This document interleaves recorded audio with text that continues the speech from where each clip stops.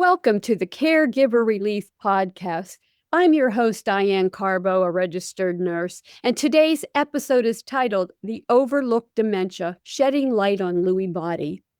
I'm honored to be joined by Brandi Hackett. She's a licensed certified social worker. She's a senior manager of support services at the Lewy Body Dementia Association. Brandi brings 20 years of experience in geriatric social work and a background in skilled nursing, case management, end-of-life care, and insurance navigation. She is a published author in the Journal for Certified Senior Advisors on the subject of compassion fatigue. And she regularly educates caregivers and professionals through workshops on dementia sensitivity and Lewy body dementia awareness. Today, Brandi will help us understand what makes Lewy body dementia unique, why it's often misdiagnosed, and how families can find the resources and support they need. This episode is sponsored by myvitalvault.net, your all-in-one life organizer for aging adults and caregivers. It's designed to help you securely store your essential legal, medical, and emergency information in one easy-to-access place. Because when a crisis hits, being prepared can make all the difference. Join our Caregiver Relief community, a warm, welcoming space where you can connect with other caregivers, ask questions, share stories, and find support from people who truly understand. Visit community.caregiverrelief.com to join now, because caregiving is one of the hardest and most meaningful things you'll ever do, and no one should have to do it alone. And if this episode speaks to you, please take a moment to like, share, or comment. Every click helps us reach more caregivers who need encouragement, resources, and hope. Brandi, thanks so much for spending time with us today. I'm really excited. Before we dive into Lewy body dementia, can you share a little bit about your journey into geriatric social work and what led you to the Lewy Body Dementia Association? Yeah, I'd love to. And thank you so much for having me. It's wild. I've been a social worker now for 21 years in May, postgraduate. And I'll be honest, when I was in graduate school, I really thought I was meant to work with children and teenagers. And ended up, my internship supervisor actually placed me in a nursing home environment for an internship. And I fell just head over heels in love with the advocacy, the care, or lack of care, the wisdom that was in that space in working with older adults. And so I really never looked back. Since those moments, I've spent the last 21 years, what I like to say, in the mud with individuals and their families as they are facing issues related to aging. For the Lewy Body Dementia Association, I just celebrated 5 years here in September. Congratulations. Thank you. Thank you. And it was actually my very first job in the nonprofit space. I have spent my entire career as a social worker in for-profit healthcare. So this was my first, and ended up being introduced to this job through some colleagues. And the next thing I know, I'm sitting in the chair, and been very honored to be here for the last 5 years. We're very blessed to have you in the Lewy Body Dementia Association. It's very blessed to have you too with that kind of experience. For our listeners who may not be familiar, what exactly is Lewy body dementia, and how does it differ from Alzheimer's or Parkinson's? Yeah, it's a deep question. We could spend about 2 hours talking about it. I know. I'm gonna give you what I like to call a rough summary. Good. So Lewy body dementia, many terms that we'll say is an umbrella term. So in the same way we'll say dementia is an umbrella term, Lewy body dementia really encompasses two different conditions. Yes. One is, I'm going to say, the easiest to explain, so I'll start there. So one is a version of Lewy body dementia called Parkinson's disease dementia often. So the person has an established diagnosis of Parkinson's and then later develops changes to their thinking and memory, or as we know, dementia. And so sometimes that's called Parkinson's disease dementia. So Parkinson's first, dementia later. The other version is a little bit more complex, typically referred to as DLB, or dementia with Lewy bodies. And that's when the dementia changes come first. And then alongside that, a person may have changes to their movement or ability to get around. And so sometimes it's called motor difficulties or motor changes. So those can happen alongside or after. Sometimes those changes are called Parkinsonisms, which means it looks and acts like, but it isn't necessarily diagnosed as. So as one of our great key doctors calls it, it's a little bit of a chicken and egg, depending on the type that you're seeing. But we at the LBDA take care of both types under that umbrella. So regardless of what type, we meet those families where they are. So why is Lewy body dementia often called the overlooked or misdiagnosed dementia? I think for many, it's because it hits so many symptoms. We're looking at levels of complexity that we find are often followed by what I call different ologists. So you may have a GI doctor and a cardiologist and a sleep specialist and a primary care. And you may throw in a neurologist at some point, but sometimes it's hard for all of the doctors to come under the same idea or concept that this is due to one sort of central change or condition. And so sometimes it's the trying to get all the ologists on board or all of the consensus on board. And we know that no diagnosis is in a vacuum. And so often if a person has any other co-occurring conditions, it may be complicated. We also know that one of the key factors in this dementia are what's called fluctuations. And so it can be hard for any of us. We feel symptomatic at one point, and then later in the hour, the day, the week, have less symptoms. And so you and I and everyone else want to justify that to say, oh, I just didn't get enough sleep last night. Or, this must be menopause. Or this is part of normal aging. Or we could go all day, but we want to justify the low as anything other than this is an underlying neurocognitive change that will progress over time. And I think even physicians don't want to give that kind of news unless they're more certain that this is what's going on. So there's a lot of exclusion. Let's see what it's not.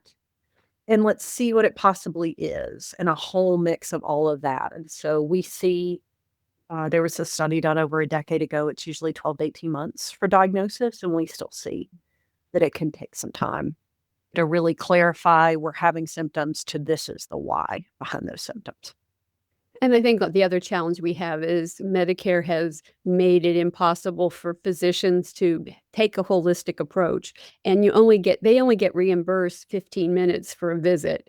So in that 15 minutes, they have to see the patient, address their issues, diagnose, and treat. And so I can see why it would take 12 months 12 to 18 months to get an adequate diagnosis because there are so many different symptoms. Yeah. I have a lot of compassion for physicians in this space. We're complex human beings, and what we're dealing with in general is so complex too and layered. Yes. And again, there's a lot of, I say this with love, denial. Like very few people want to raise their hand and say, this is definitely what I'm dealing with, or but it's a lot on the shoulders of everybody. It's a lot on the shoulders of the individual, the care partners, and the physicians. Absolutely. So what are some of the earliest signs families might notice that could point to Lewy body? Can, just like anything, be a little bit of variety, but a couple of key things that we see sometimes decades before others would be changes to sleep. So there's a condition called REM sleep behavior disorder where a person starts acting out dreams.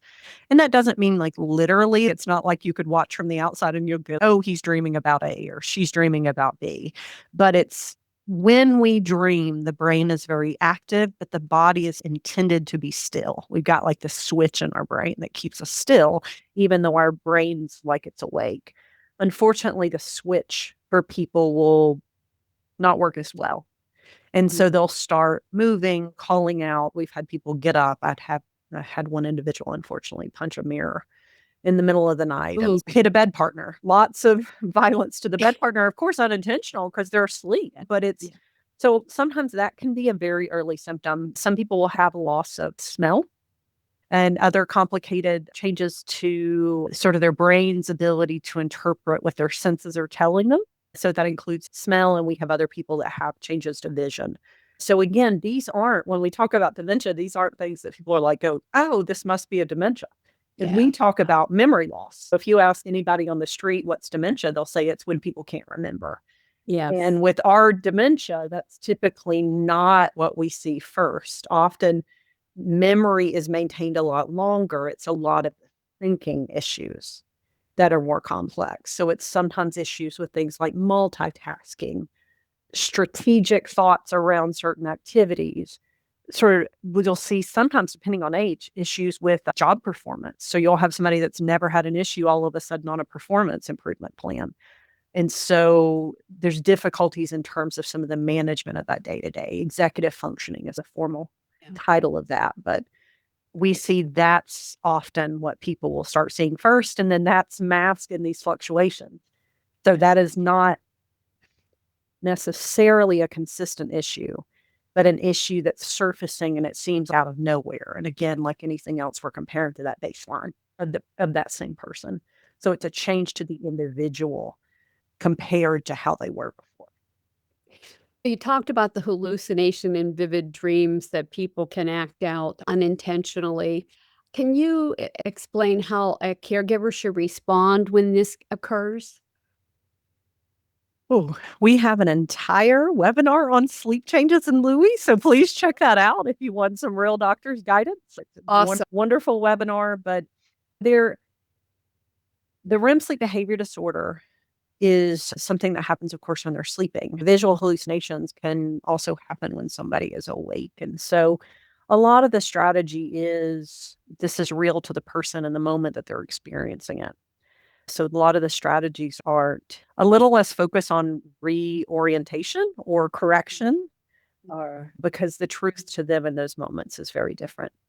Their experience. And so often what I tell care partners is if we think about the triangle of cognition, our thoughts, our behaviors, and our emotions all tied. Just say in those moments, imagine the biggest hammer and the biggest nail in thought, in cognition. And imagine that's the part you can't change in those moments. So if those parts were stuck, what could you change? And that's often sometimes the behavioral management in terms of how we respond or how we emotionally respond and take care. So if you came running to me and thought you were being chased by a bear, and I said to you, there's no bear, but your brain is telling you otherwise. Yes. We're already at a stopping point. But if I were to acknowledge the fact that it's obvious that you're scared, it's obvious that you're concerned, my guidance is typically we as humans all want to feel loved and safe and heard and understood. And those are two different things.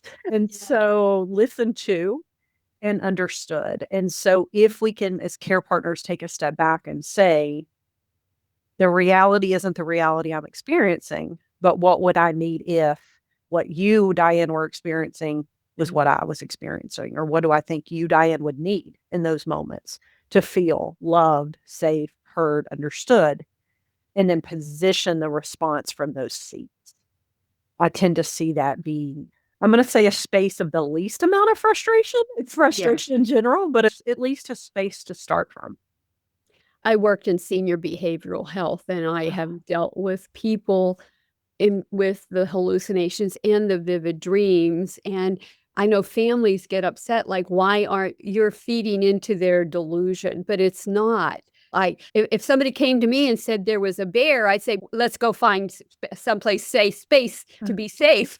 Absolutely. And families go, why would you do that? Because they don't know. In their mind, they're actually seeing what is occurring. And if we say, no, they're going to go on somewhere else. They're saying, get away from me. You're not helping me. And the goal is to try to calm them and get them to a place where they feel comfort and safety and will continue to interact with you until that hallucination has resolved in their little brains. So it is challenging, and families often argue with the patient. Oh, that's not there. No, it is in their mind, even if it's for them. Illusion. Yeah. And that's really important that people respond in a way that's kind and caring, because otherwise sometimes it can escalate into some very ugly negative behaviors. Absolutely. Absolutely. And the other piece is, I think a lot of people assume that hallucinations cause fear, that a person is scared. And yes, we have supported a number of individuals that experience realities in their mind that cause fear, paranoia. And sometimes they cause what would be what I call a normal reaction. So I often will say to care partners, they're often responding appropriately to what they think is true in their brain. Yes. If I thought I was getting a knock at my front door and I went to open it and no one was there, and I heard a knock again and I went to open it and no one was there, as a human, I'm going to feel annoyed. I'm going to feel other feelings. It Yep. may not be fear necessarily, but I'm going to feel real things. And so often, as we're thinking about solutions or supports, trying to really remember that the feelings behind what any of us do to relate to the reality that our brain tells us is true are real, whether you're experiencing that reality the same as me or not. And so I think, again, just remembering that often if they're reacting appropriately, and I have a number of individuals that will flat out tell me, I know you can't see this, but this is what my brain is telling. So sometimes there's even an awareness that what they're experiencing is not the reality of other people, but it's still, again, real to them in those moments. Yes, yes. And that's a rarity in my personal experience. But I do know people that I have seen that where they say, I know this isn't real, and it's hard for them. And it's just having someone to listen to them and talk them through it sometimes.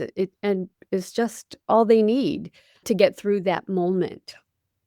Yeah, for sure. Now, movement symptoms in Lewy body dementia resemble Parkinson's. So how do they present and what makes those movements unique? I think they resemble or they are Parkinson's, depending on the type of dementia that we're supporting. So often they are very similar. And again, I hate to quit referencing our webinars, but we do have another hour on movement changes. So do know we're going to hit very shallow dives into things that people can talk an hour over. But often when people, I think, in the same breath, when people think about dementia, they think about memory loss and they're limited. I would say the same with Parkinson's. A lot of people think tremor. And so they'll say, oh, they must. Or they'll say, no, they don't have any Parkinson's symptoms. They don't have tremor. Tremor can be a part. But what I would say I see more from my seat would be issues with gait or walking, balance related issues, stiffening of muscles, sometimes flattening of one's facial expression. So the person isn't as expressive through their face. And again, just like anything else, that could be a real source of miscommunication. If I'm telling you with my mouth, I'm happy, but my face says otherwise, it's hard to judge. Or if I say I'm excited, but I look flat, that's a different way that we're judging how people really feel as opposed to what they're saying. So sometimes it's flattening a facial expression, shuffling gait, sometimes issues with posture, whether it be a lean or a stoop, again, issues with short steps, sometimes freezing. So it's bigger movement changes under that umbrella, not just tremor. But we do have individuals that have all of those changes, and sometimes, again, with the fluctuations, both dependent on meds and otherwise. Again, this is why it's so difficult to diagnose. Absolutely. And I recommend that caregivers, if you're starting to see symptoms, start documenting them and keep a list of what you're seeing and when, times of day and stuff, because that will help the doctors also give you a proper diagnosis. And I think that's really important. Yeah, for sure. And it helps you advocate for an accurate diagnosis sooner rather than later. Yeah. Brandi, oh, I'm sorry. Go ahead. No, I was going to, sometimes with families, I describe that it's almost like buckets of symptoms. And so you have movement, sleep, cognition, neuropsychiatric, which is not normally the label families call it, but it's what you and I will call it in terms of hallucinations, delusions, illusions. And then we've got autonomic, which a lot of people don't think or know a lot about, the autonomic changes that can happen in terms of blood pressure dysregulation, issues with swallowing. et cetera, some of the visuospatial issues that happen. So often the treatments and the techniques of support are attached to the bucket. So, for example, the cognitive changes in thinking and memory and otherwise may have medications that are attached to that bucket, or treatment or supports or techniques, whether that be with the care partner can do or other professionals can do, such as physical, occupational, speech, et cetera. But often they're attached to the buckets, which makes it a really hard and complex thing to understand, as well as to explain. I have a lot of people that are diagnosed and their care partners try to explain this to other people, and they're like, but because again, often they're Yes. thinking about Alzheimer's, dementia, and Yes. other dementias. So it's just very different. One of the things that I've seen over the decades is I have clients that or patients that because they have delusions or or have anxiety or whatever, they're treated with medications that are supposed to be calming and help them alleviate their symptoms. And many of the medications that are normally given to individuals, if you have Lewy body, you're having the opposite reaction. And sometimes that is when the doctors realize, oh my, this is not. So when you have like somebody has anxiety and the doctor gives them Xanax, or I don't even know if they do this anymore because the benzodiazepines, but they give them medications to calm them. And the opposite works. They have agitation, increased agitation. They get real aggressive at times, and it's only because of if Lewy body responds differently to Absolutely. medications. Absolutely. Not only a response, but a sensitivity. And Yes. that may be a new sensitivity. They may have taken a med before and had no issue, and then later have an issue. We have a beautiful resource that was originally out of the UK that was reformulated for here in the United States called Diamond Lewy. And it is a medication guide that can provide some guidance for families as well as those conversations with their medical doctors to look at, again, the buckets of symptoms. You'll see the guide, it's really split into the different buckets, but it talks about what medications are typically used, what research shows, what anecdotal evidence shows meds are typically used, and then meds as well to be more cautious with or to be concerned with, but it gives a little bit more guidance specific to Lewy compared to others. Now, you've written about compassion fatigue, and I love that because people don't understand what that even means. How is this especially impact the caregivers of those with Lewy body dementia? Oh. Compassion fatigue, in my opinion, is a better word than burnout. And so I like the concept of fatigue because I think all of us can be tired. Burnout feels like an end result or like a stopping point, which definitely care partners can experience a lot of pressure and reach those points at times. But I find most caregivers that I support and also most individuals that are dealing with the change in symptoms also are fatigued. They're tired. They're tired of the changes. They're tired of the ask. They're tired of what I call pivots.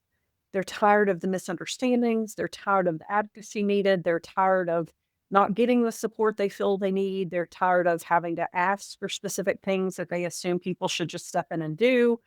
There's a lot of fatigue in this. And I think looking at the word compassion is really the love and care that I find most people intend to give.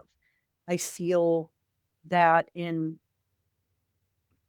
many circumstances, people are really doing the best they can, both the individuals that are supporting the diagnosis and their care partners. And so I look at that through the lens of compassion as opposed to through any other lens. And internally here in support of staff, as well as what we walk individuals through and their care partners through, is more of that self compassion, really looking at the fact that this takes a lot of love and care for everybody involved. It is a period of change. It's a change to experience. It's a change to support. And it's often looking at it from different angles. I like to remind people sometimes the care partners are supporting and preparing for the lows, and the person diagnosing are plotting and living for the highs. And so sometimes you're looking at the same situation from a different lens. And so it's a tough shift. And I think a lot of people are surprised by how much we also talk about the dyad as opposed to just the care partners. I love care partner support and we do a lot of that, but we lead groups specifically for those that are diagnosed as well. Those with our dementia have ability for an extended amount of time compared to some of, I want to say, the public's perception of them, which is very unfortunate. But also, I think a lot of people are shocked. But what we find is this is a dyad issue, and it's dyad fatigue. It's not just fatigue of the care partner, even though that is very much a part of this. But everyone is really tired. And so giving as self-compassion says a lot of grace to figure this out alone and together, a lot of space to be learners and to be teachers, and just a lot of forgiveness. Because I think, like I said, in the majority of situations we support, it is people doing the best that they can with what they know. Over the last 20 or 25 years, the baby boomers have been retiring, and we're seeing more and more people diagnosed with the different types of dementia. And one of the things that's coming out of it is those that are diagnosed often want to share their journey and what they're going through with others online. And you're right. I love that there are groups now for people with the different types of dementia, such as Lewy body, that they can get together and share their experiences, because we as a healthcare providers, not just and the community, learn so much more when the people that have been diagnosed share their symptoms, their experiences with us, because it just helps us be better all around in regards to specific dementias. Absolutely. I feel blessed and privileged to have a seat at their table, that they allow for that, that they give me a view into the reality of the change, that they're open and vulnerable and honest. And even if it's tough, they're willing to share and to lean on each other. It's been really beautiful to watch. And I will continue to advocate for those spaces, because I think it's the trickle effect. When care partners are better supported, they provide better care. And when people that are themselves diagnosed feel better supportive, that it is, I'm not going to say easier on the caregivers, but it helps that dyad stress level. We have certain situations where we have both the care partner and the person diagnosed are in support groups. They both have Lewy buddies. They're both on Facebook pages. They're on together things. They're on separate things. And they all go to webinars together. It's just incredible, really looking at that whole system. It isn't just the individual. It's those that love and support them, and those who professionally support them. And it's this huge ripple effect that can happen if good information and support is provided. I agree 100%. I follow several survivors that have been working through their journey, not just the caregivers, but the people diagnosed with a specific type of dementia. And it always impresses me. Some I've been following for years. and when they have bad days, they still are able to share it when they get out of that period of whatever they're going through. Or the caregiver or the person that's caring for them will get on and say, hey, so-and-so is being challenged today. These are what's going on. And we'll get back to you about what's happening when we can. And I think that's really important too, that we can see that there are good and bad days. And sometimes the good days outweigh the bad. And that's important too, because I think everybody needs to know that it can be cyclic for a long period of time. Oh, for sure. I tend to say, this is comforting to some, not as much to others, but I tend to say it's a marathon, not a sprint. Those are my words too. Marathon, not a sprint. And one thing that we focus on, and even our support group for those diagnosed, our Facebook page for those diagnosed, we call it living with Lewy, individuals living with. The diagnosis is a point in time when they receive the label of the why of the changes they're experiencing. That's a diagnosis. Yes, they have been diagnosed to be a part of this club, we'll call it, this space. However, they're living many Tuesdays and Thursdays and Fridays and Saturdays and birthdays and anniversaries and holiday celebrations. And there's a lot of life there. There's a lot of purpose there. And so what we want to do is give them tools and empowerment and education and support to live better with this, because there is a lot of living with this beyond the label. Thank you, because people miss that. They miss that there's still a lot of living to do, and doesn't mean that you're doomed to not have a quality of life for a period of time. And it's up to you and your caregiver to make that happen by embracing all the good days. For sure. And it's not an absence of acknowledging the hard. I never want to get to a Right. space where it's, as I sometimes call, sunshine and rainbows. There's real hard to this. Oh, real hard. hard. And so when we sit with individuals, we don't want to shift the weight off of that. We want to acknowledge the fact that this is hard. It is hard to have a certain viewpoint of yourself and a lot of that change. It is hard to need to do something and have to come up with a creative new way to do it because your body doesn't do that anymore. It is hard to want an intimate relationship with your partner and have to make modifications because of shifts that are happening. It's hard when your care partner isn't able, because they're dealing with their own things, to have to pivot alongside you. There's a million ways that this is hard. But there are so many ways to find purpose and connection and love and support. And that's really what we want to stay as focused on as we can, because it does, I think sharing that hard makes it a little bit lighter. It's if I had 10 pounds to carry and I gave you 5 of those pounds, we're still carrying 10 pounds, but we're carrying a little less each person. Absolutely. So that's the hope in this. Brandi, what resources and services does the Lewy Body Dementia Association offer to families? We have so many, and I'm so proud.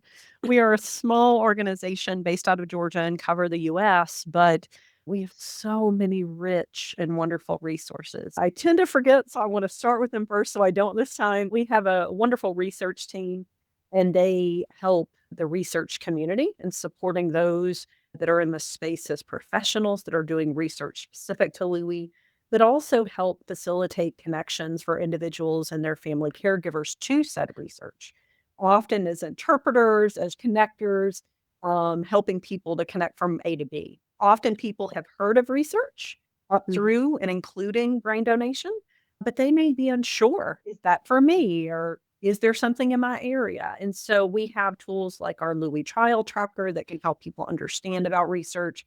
We have great resources on our website to help people understand what studies are recruiting, et cetera. So our research team does a beautiful job.